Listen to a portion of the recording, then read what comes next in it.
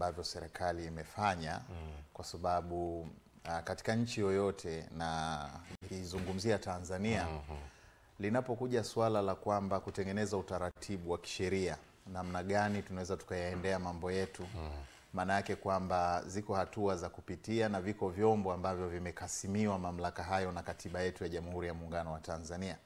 Na moja ya chombo ambacho kina mamlaka hayo ni Bunge la Jamhuri ya Muungano wa Tanzania. Kwa hivyo serikali ilichokifanya, iliandaa miswada ya mabadiliko ya sheria mbalimbali, takriban miswada 3, na ikaiwasilisha bungeni na yakafanyika maoni ya wananchi yakakaribishwa. Kwa hiyo ni mchakato fulani ambao ulichukua muda kidogo wa mjadala, lakini mwisho wa siku bunge lilipitisha miswada hiyo ambayo baada ya kusainiwa na Mheshimiwa Rais ndio ikawa sheria miongoni mwa hizo ambazo unazitamka.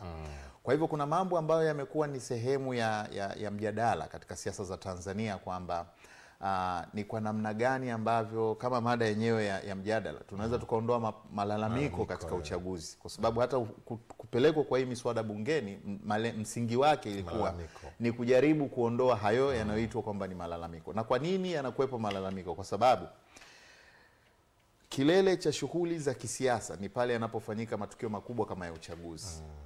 Na yanapofanyika matukio ya uchaguzi, manake wananchi wanapata fursa ya kikatiba na kisheria kuweza kuchagua viongozi wanaowahitaji ili waweze kuongoza serikali katika nchi yao. Sasa linapofanyika zoezi la uchaguzi, kimsingi uchaguzi unatakiwa uwe huru, wa haki na wenye kukubalika. Hizi nukta 3 ni muhimu sana katika kila uchaguzi. Uchaguzi uwe huru, uwe wa haki na wenye kukubalika. Wenzetu wanatumia maneno free, fair and credible elections. Kwamba uchaguzi ukiwa huru, wenye haki na wenye kukubalika ndio uchaguzi ambao unawafanya wananchi wasiwe na malalamiko. Sasa yakipungua mambo katika hizo nukta 3 ndio huwa yanaibuka sasa malalamiko. Maana yake kama uchaguzi hautakuwa huru, malalamiko yatatokea. Kama uchaguzi hautakuwa wa haki, malalamiko yatatokea. Kama uchaguzi hautakuwa ni wenye kukubalika, malalamiko yatatokea.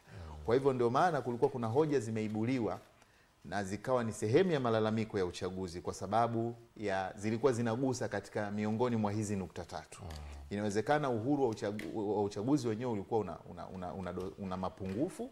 Inawezekana haki yenyewe katika kupatikana kwa viongozi waliochaguliwa ina mapungufu, ama pengine ile kukubalika.